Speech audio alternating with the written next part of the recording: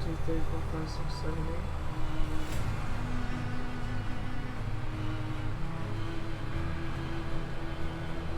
8. Okay, just double checking my work, guys.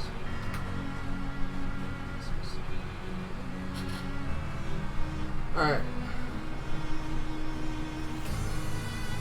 So we got that. Now we're gonna check the next animation. Okay, so A110's animation equals A10's first animation. Okay. So hit G on the keyboard again.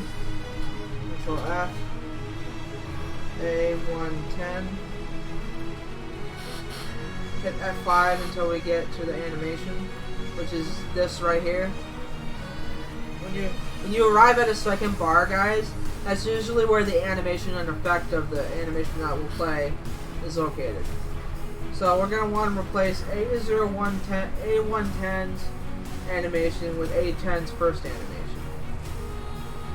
So we're going to add the address for that. Add it to the beginning of it. And then hit G on our keyboard again. Go to hit Control F and add A010. And then hit F5 until we get to its animation. There we go. Copy the data. Paste it as the data for that address. And then you would just keep doing this for every animation you do. But also make sure that you're testing your animations while you're doing them to make sure that they work. So yeah, this is basically animation modding right here in RAM. So that's how you do animation modding. I'm gonna pull that down for now. I'll show you guys how to do if statements real quick. So let me open up a new instance of Notepad real quick. Let's close that as some of this shit.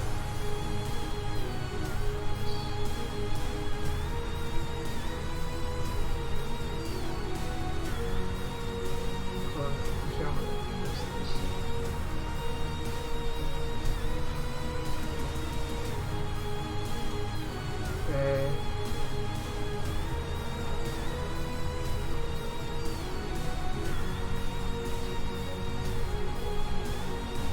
Okay, so I'm gonna use this new tab as the example. So for if statements for party members, like say for example you have an ally, but you don't want that ally to appear in every world, but you also want it to replace Donald and Goofy. That's where if statements comes in. That's where if statements comes in. So the format of an if statement is basically starts with a variant address, which basically is E00 or EXXX. XXX is the variant of the address is the variant of the amount of lines that you're adding. And then YYYY is the what is it? The shit. Hold on, I gotta double check my notes.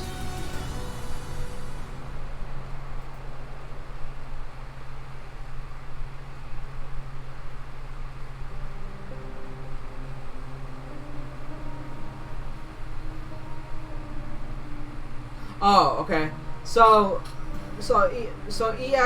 XXX is the variant that points to the amount of addresses you're adding, and then Y is the value, is the expected value of the room or world you want that character to appear in. So for this example, we're gonna put E002. And then we're going to look at our boss warp list, because we're going to use this to get the world that we want the character to appear in. So let me just search for a world real quick. Okay. Alright, so let's do Twilight now. Twilight Town.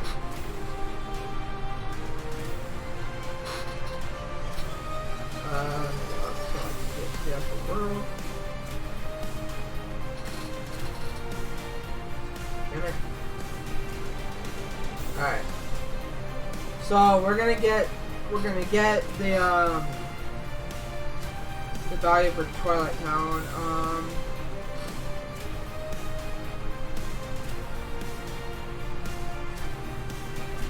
Hold on.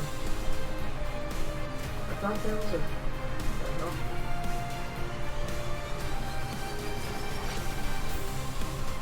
I thought that was a value for the world.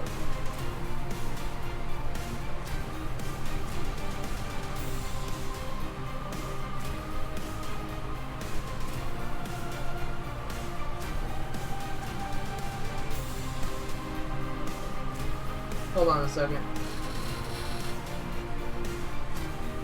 Oh, I see. Okay. So for Twilight Town, since Twilight Town is the second town, is the first town in the game, we're gonna want to put 1 for that. Okay, so go back to our tab here. So for Twilight Town, we're gonna put 0, 1, and then 2 zeros after that for Twilight Town. And then after that, we're gonna put 0034 BADF. Make sure it's capitalized first. BADF. And then that's it for the if statement code. Now we're gonna do the custom UCM. So for custom UCMs, the UCM is 1C or 11CE 0BBA for Donald. And then hit enter and then type in the amount of zeros that you need. And then we're going to take a character's UCM. So we're going to want to refer to our UCM list, and we're going to choose a character. So I think I'll do Riku for this example. Riku.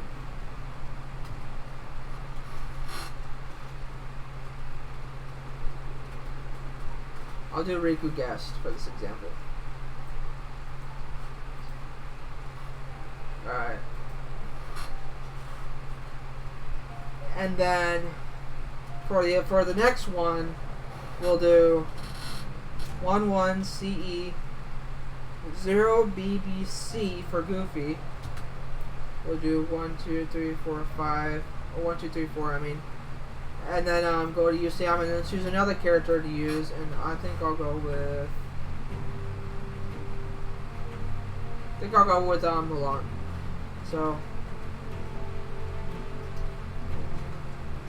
Mulan.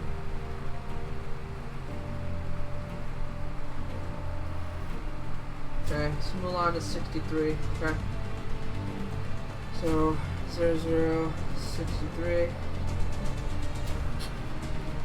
Okay, then now that we have that, we're gonna copy that.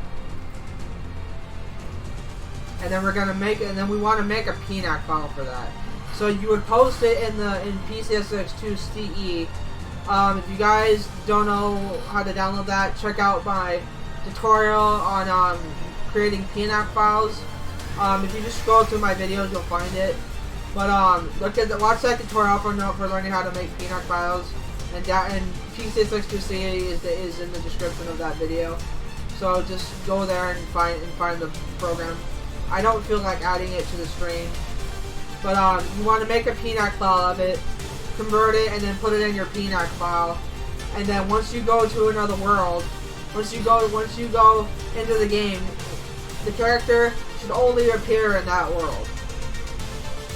Yeah, the character should only appear in the world that you chose for the if statement, and nowhere else. But that's how if statements work. And that's also how animation modding works. Whoa, I don't want to pull that out. And I didn't mean to close out nobody either.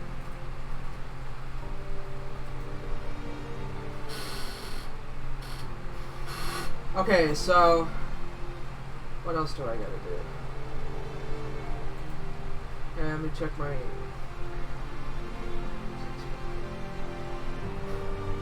Okay, so I'm gonna show you guys model and MSet swapping and that model and MSet swapping in ROM now. God, I can't speak. Okay, so to get the character you want to swap the model for, go to the object OBJ folder in your export folder. Find the character you want to swap the model for. For this example, let's do an enemy. Let's do an enemy.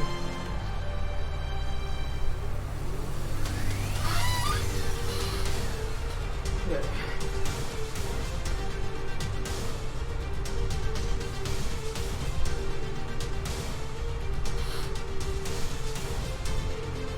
I'm not going to show you guys a preview it in game because that'll take way too long. My game takes a while to render or to patch shit, so I'm trying to find that bumper right now. Let's go back up to the top real quick. Yeah, I know what that is.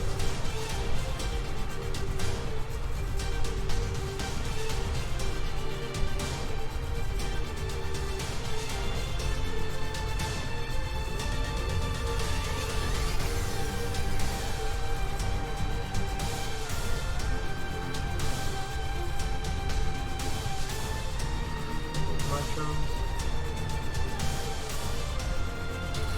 Real shadow. Cool. Ghost friends.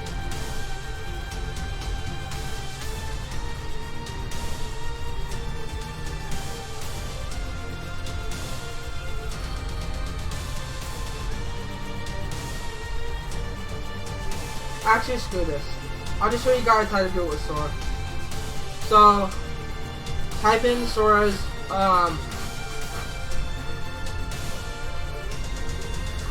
type in the MDLX or the character you want to replace, you want to put over the model that you're replacing.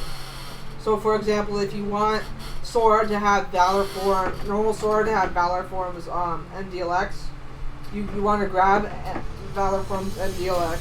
So, Valor form's MDLX is P underscore EX 100 underscore BTLF. And I'm gonna do something more interesting. I'm gonna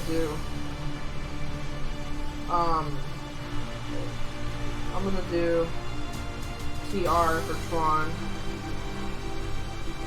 Okay. We're gonna give Sora Tron's MDLX for this. So, what you want to do is you want to paste it somewhere.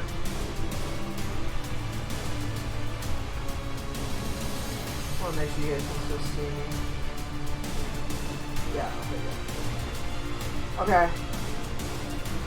So, paste the MDLX somewhere, then right click, rename, and then just delete, and then just rename it to P underscore EX100. And enter. Then just patch that into your game, and you should have Tron Valor Sora's MDLX instead of regular Sora's MDLX. That's how you do model swapping. MSet swapping is basically the same concept. Just take the MSet of the character you want to use, and rename it to the character's MSet you want to replace. It's basically the same concept. Now I'm going to show you guys how to do model MSet swapping via RAM. So I'm going to go G, enter. Wait, no, G. Okay, I'm going to go. Okay, hit G, type in 01C 5 zeros, not 01A, 01C. Excuse me. Hold on. Put my thing up here for a second and then hit that again. Oh, you stupid bitch. I'm gonna scroll up real quick.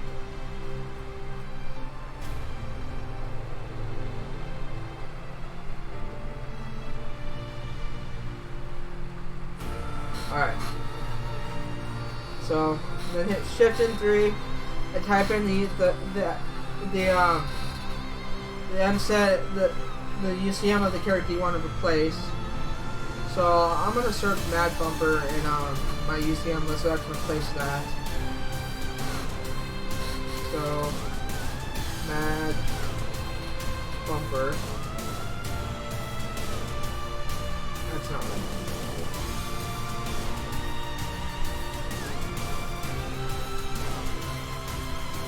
Mad Bumper.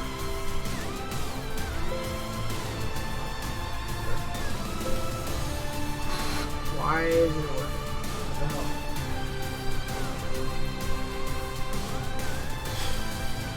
Whoever made this Mset list didn't even fucking name it right. Fix that.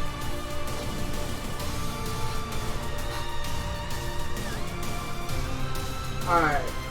So I'm gonna copy this UCM here.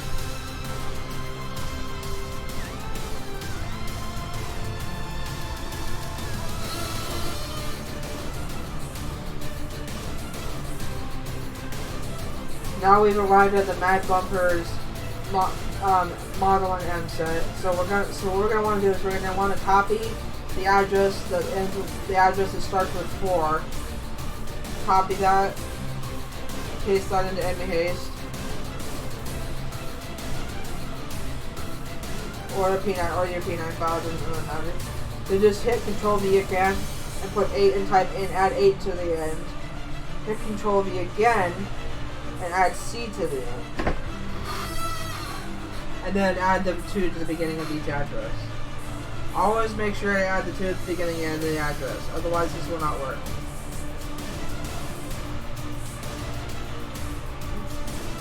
Why won't you close, man?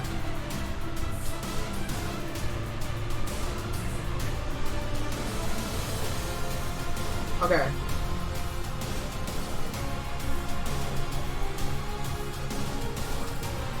Alright, so when we got that, we're gonna grab the Mset file, or the Mset code, which is basically the same concept, 48C. So copy the address that starts with 4 at the end, paste that in, hit Tab, Control V again, add 8 to the end, hit Tab and Control V again, add C to the end. And then replace the zeros at the beginning with 2.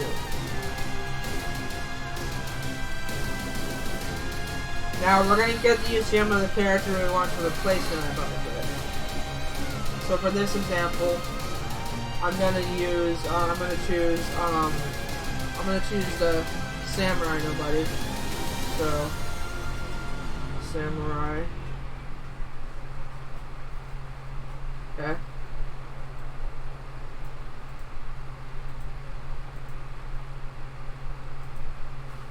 G, Control V. Whoops, that's not what I meant to do. Sorry, guys. Shift +3, Control V. Alright, now we're at the Samurai Nobody and model and Mset list. So for adding model Msets to characters that don't have the 8 and the C, the data for 8 and for the addresses that end with 8 and C, I'll show you guys what to do there. So copy the data for the address that ends with 4. Paste that in, and then just add zeros at the end of both the address that ends with 8 and the address that ends with C. If you guys don't understand, just try to follow along as carefully as you can. Go back and watch certain parts if you need to, because this is all kind of hard to actually thoroughly explain. And I'm gonna do the new set.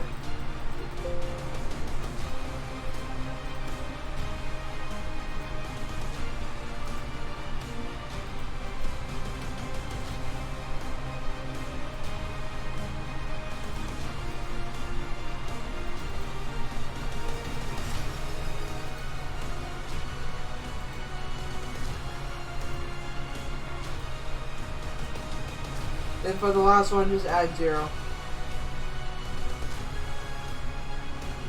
Alright, I'm going to combine that now.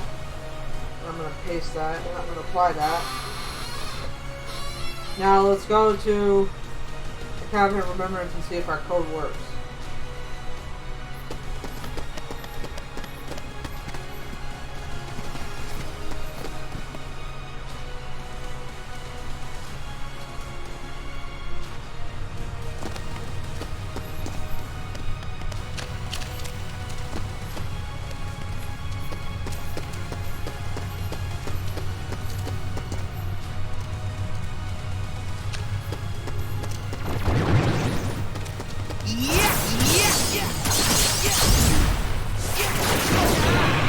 Oh shit.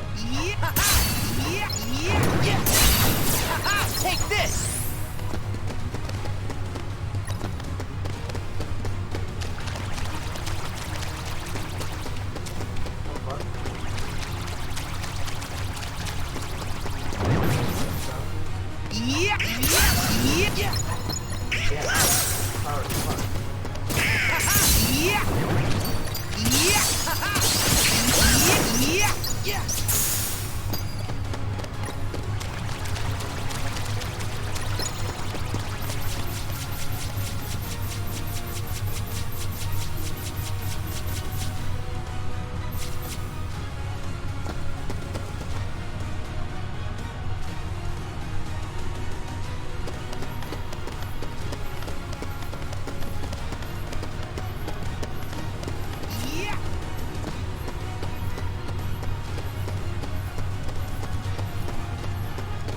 Surprised there was no heartless there.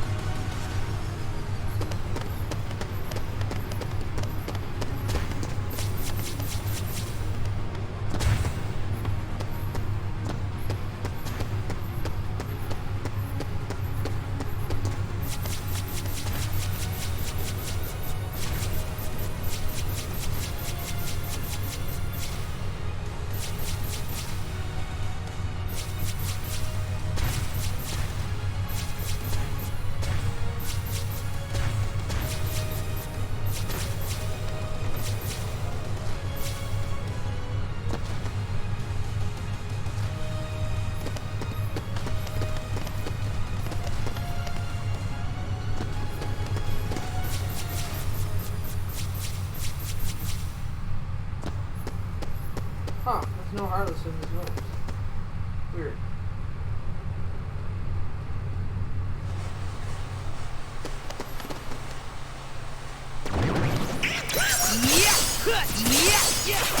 Take this!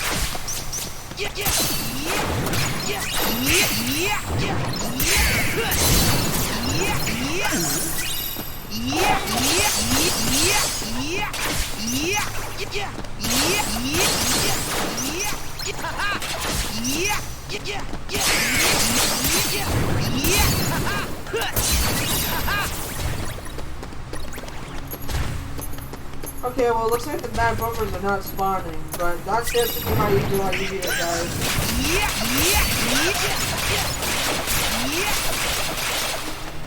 That's basically how you do modeling to swapping via RAM, guys. Okay. I'm gonna go ahead and switch over to texture modding now. This is the last explanation of the day, of the night. So, alright. So the texture mod, you guys can either use Photoshop or GIMP. But I would recommend Photoshop, but again, it's up to you, whatever you prefer to use. But in this tutorial, I'm going to be using Photoshop.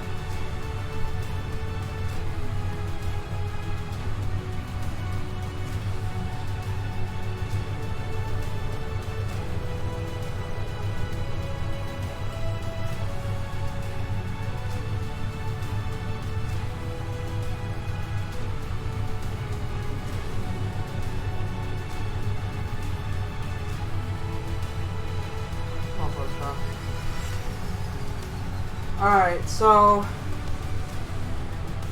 what you're going to want is you're going to want to have Siriko's TIM editor.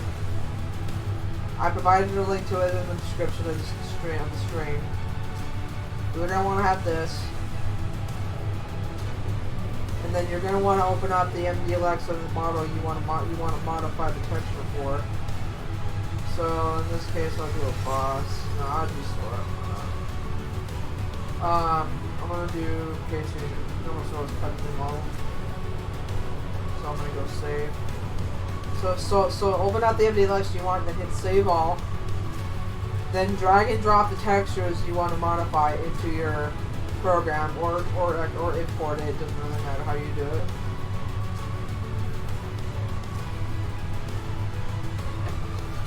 And then just start coloring. So in Photoshop, there's a few tools I like to use. One of them is the lasso tool and the pen tool. And for this example, I'm going to use the pen tool. I'm not going to be too accurate with this because this is just for tutorial purposes. But if you're doing this, you want to be as accurate as you can. You don't want. I have a high pet peeve of people who half-ass things. So please be as accurate as you can with these traces, because half-assing shit does not look good. Obviously.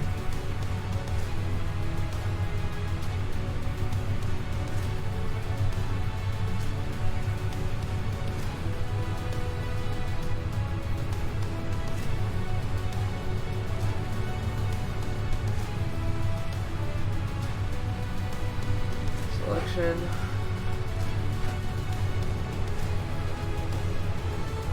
Okay, so we have the selection made. Now what I usually do is I usually go to hue and saturation, and I just play with the color, and I just play with color, and I click colorize, and just play with the color until I find something I like.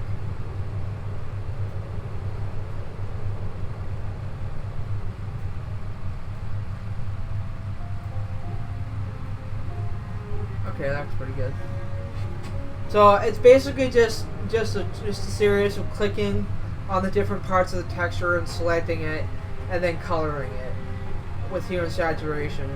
I used to use the paintbrush tool and just paint that, but that actually gets rid of the definition of the actual texture. So I would recommend just using a hue and saturation to colorize the texture. That way you keep the definition in the texture. But yeah, that's basically just texture modding. It's just basically a series of coloring different parts of the texture until you have something you like. But that's texture modding. Real quick tip right there. Okay, guys. Close out of everything now.